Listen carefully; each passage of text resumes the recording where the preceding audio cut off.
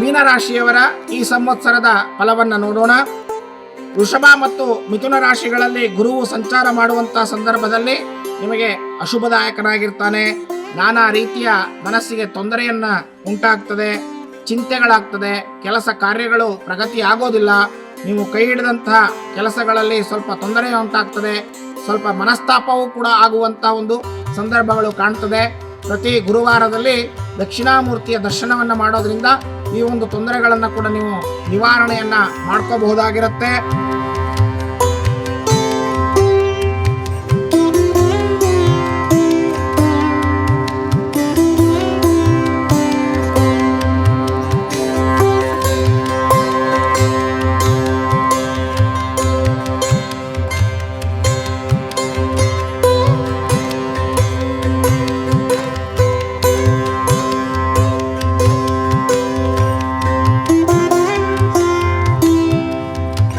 ನಂತರದಲ್ಲಿ ಕರ್ಕಾಟಕ ರಾಶಿಯಲ್ಲಿ ಸಂಚಾರ ಮಾಡುವಂತಹ ಒಂದು ಸಂದರ್ಭದಲ್ಲಿ ನಿಮಗೆ ಪ್ರಗತಿಯನ್ನ ಈ ಒಂದು ಹಿಂದಿನ ತೊಂದರೆಗಳನ್ನು ನಿವಾರಣೆ ಮಾಡಿಕೊಂಡು ಸ್ವಲ್ಪ ಪ್ರಗತಿಯನ್ನು ಕೂಡ ಕಾಣಬಹುದಾಗಿರುತ್ತೆ. ಶನಿಯು ಮೀನರಾಶಿಯಲ್ಲಿ ಸಂಚರಿಸುವಾಗ ನಿಮ್ಮ ಸರ್ಕಾರಿ ಕೆಲಸಗಳಲ್ಲಿ ಸ್ವಲ್ಪ ತೊಂದರೆ ಉಂಟಾಗುವ ಒಂದು ಸಂಭವವಿದೆ. ಸ್ತ್ರೀಯರಿಂದ ಸ್ತ್ರೀ ಸಂಬಂಧವಾದಂಥ ಸ್ವಲ್ಪ ತೊಂದರೆಗಳಾಗುವಂಥ ಒಂದು ಸಂದರ್ಭ ಇದೆ. ಪ್ರತಿ ಶನಿವಾರ ಮತ್ತು ಸೋಮವಾರಗಳಲ್ಲಿ ಶನೇಶ್ವರ ಮತ್ತು ಈಶ್ವರನ ದರ್ಶನವನ್ನು ಮಾಡಿ ಈ ಒಂದು ತೊಂದರೆಯನ್ನು ನಿವಾರಣೆ ಮಾಡ್ಕೋಬಹುದಾಗಿರುತ್ತೆ.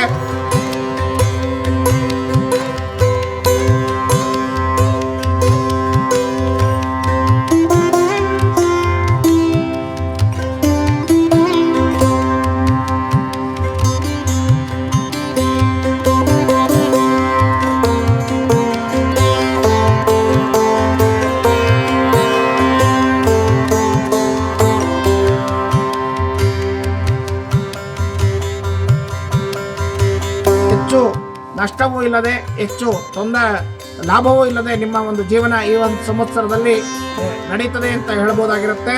ಹಾಗೆಯೇ ಈ ಒಂದು ಸಂವತ್ಸರದ ಶುಭ ದಿನಾಂಕಗಳು 3, 9, 12, 18, 27 ಮತ್ತು 30 ದಿನಾಂಕಗಳು ನಿಮ್ಮ ಶುಭ ದಿನಾಂಕಗಳಾಗಿರುತ್ತೆ. ನಿಮಗೆ ಶುಭ ಸಂಖ್ಯೆಗಳು 1, 3, 8, 9 ಇವು ನಿಮ್ಮ ಶುಭ ಸಂಖ್ಯೆಗಳಾಗಿರುತ್ತೆ.